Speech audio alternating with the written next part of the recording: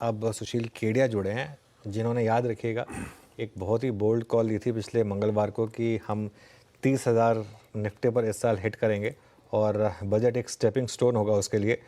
Sushil ji good morning. और बताइए इस समय मार्केट तो पिछले 4-5 दिन में वो आपके उस ट्यूसडे की कॉल के बाद अच्छा चला है। 700 पॉइंट तो उसमें से आ चुके हैं जो आपने व्यू लिया था। क्या क्या व्यू रहेगा अब यहाँ पर और बजट से क्या एक्सपेक्टेशन है?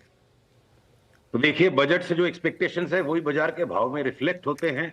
जिस प्रकार की निराशा, हताशा और एकदम से दुख जाहिर था चार्ट्स पे, वो पूरा रंग बदल गया, माहौल बदल गया। पिछले 5 दिन में लगातार भाव ऊपर है।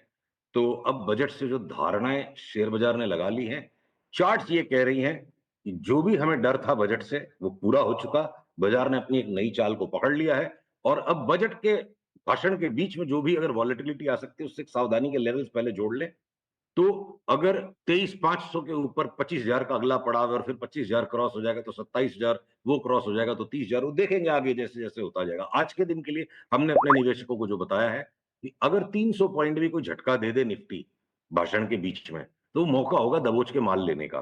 तो अगर 23,200 के नीचे वापस कोई बाजार चल पड़ेगा, तो फिर हम एक बार सरेंडर करेंगे और उसी तरह से बैंक निफ्टी में 5-6 हज़ार पॉइंट कमाने की इच्छा है और ऑलरेडी इतना नीचे से बढ़ गया है। तो 1000 एक पॉइंट का झटका अगर बैंक निफ्टी दे देता है कोई कारण से, तो मेरे को लगता है लॉटरी की टिकट होगी और माल लेना चाहिए। तो लॉटरी की टिकट लगेगी या नहीं ये तो खैर बात की बात है, लेकिन क्या लीड करेगा इस मूव को एक बार फिर डिस्कस करते हैं। क्या बैंक्स लीड करेंगे, क्या लार्सन लीड करेगा?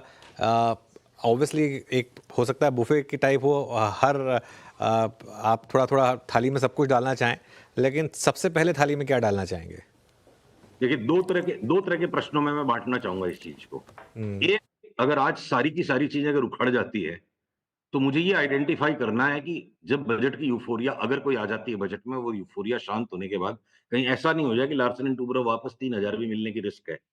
तो अगर वो लार्सन एंड टुब्रो उस कैटेगरी की चार्ट में है, तो हम आज लार्सन एंड टुब्रो में रकम नहीं डालेंगे, क्योंकि दिमाग सबके पास 1300 ग्राम का ही है। कोई का 1350, कोई का 1250 है।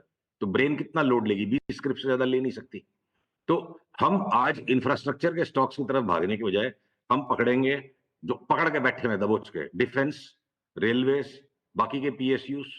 एक भी पीएसयू का स्टॉक नहीं दिख रहा है जिसको शॉर्ट करके पैसा बन सके। शॉर्ट करने वाले की बैंड बच सकती है, ऐसी चार्ट है। सरकारी तेजी है भयंकर। दूसरी तरफ कंज्यूमर के स्टॉक्स, मान लो अगर कोई कारण से टैक्स के स्लैब्स घटेंगे, तो कुछ नहीं है, लोगों को लॉजिक चाहिए। लॉजिक है चाहे नहीं, वो लॉजिक लगा देंगे। ब्रिटानिया, नेस्ले लेने भाग जाएंगे लोग कि भैया बिस्कुट ज्यादा खाएंगे लोग क्योंकि इनकम टैक्स की स्लैब चेंज हो गई। इस तरह से मार्केट के इमोशनल रिएक्शंस आते हैं। तो थोड़ा सा आगे पीछे जो भी हो अनुज, मैं आज मेटल्स के स्टॉक पे एनर्जी को कंज्यूम नहीं करूंगा, क्योंकि स्टील में जिस तरह की बड़ी तेजी लगती है उसके लिए बजट में कुछ नहीं आ पाएगा। उसके लिए सरकार को अलग से एंटी डंपिंग ड्यूटी देनी पड़ेगी जो बजट के बाद आ सकती है। तो क्या नहीं करेंगे, आसान है। हम इंजीनियरिंग और मेटल्स और आईटी के स्टॉक्स को नहीं लेंगे आज।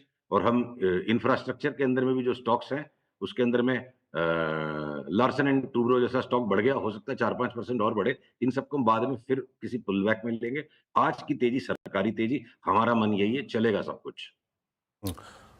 सुशील, ये जिस तेजी को आपने सरकारी तेजी का नाम दिया है यहाँ पे, अभी जरा डिफेंस पे एक बात दो राय रखिएगा। मजगांव डॉक को देखिए, एचएल, बीएल, क्या लग रहा है यहाँ पर आपको? 100 शेयर बेचने का नहीं है। अगर अगर आप मेरे को अपने पैसे उधार दे दो ब्याज पे, तो मैं उनको भी लगा दूंगा इसमें।